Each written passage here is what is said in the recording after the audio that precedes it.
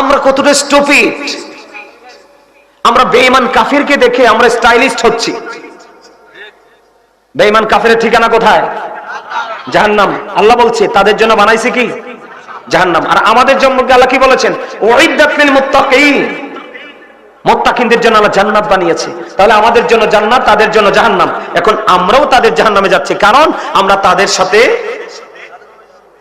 প্রেমে পড়েছি। ঠিক কিনা বলেন? আমাদের জান্নাতটা আমরা তাদেরকে বাদ দিয়ে হক্কানি আলেম কি হক্কানি আলেমদের সাথে প্রেম করব বলেছে কে? আল্লাহ বলেছেন join with my dear people, come to my paradise. Allah বলেছেন ফাদখুলি ফি ইবাদি ওয়াদখুলি জান্নাতি, তোমরা আমার প্রিয় লোকেদের সাথে যুক্ত হও আর আমার জান্নাতে চলে এসো। সুবহানাল্লাহ বলেন। এই সমস্যা সবচেয়ে বড় আরেকটা সমস্যা, ম্যাক্সিমাম যুবকের পরনে জিন্স প্যান্ট আছে না নাই? যুবকদেরকে বলছি অত্যন্ত গুরুত্ব সহকারে শুনবা।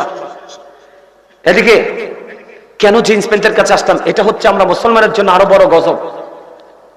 বুখারী শরীফের মধ্যে আসছে, যেই পুরুষ অহংকার করে করে এদিক দিয়ে নাভির নিচে দিয়ে টাকনুর নিচে পোশাক পরবে, তার ঠিকানা হবে জাহান্নাম। আল্লাহর কোরআন কি বলে? ইয়া বানি আদম কদ আনজালনা আলাইকুম লিবাসান ইউওয়ারি সাওআতিকুম ওয়া রিশান ওয়া লিবাসুত তাকওয়া যালিকা খায়র। আল্লাহ আদম সন্তানের জন্য পোশাক দিয়েছে তিন শ্রেণীর, একটা লজ্জাস্থান ঢাকার, আরেকটা সাজের, আরেকটা তাকওয়ার। মানে যেটা মুসলমানের জন্য গুরুত্বপূর্ণ পোশাক সেটা হলো কি? উপর দিয়ে নাভি বরাবর, নিচে দিয়ে টাকনুর উপরে।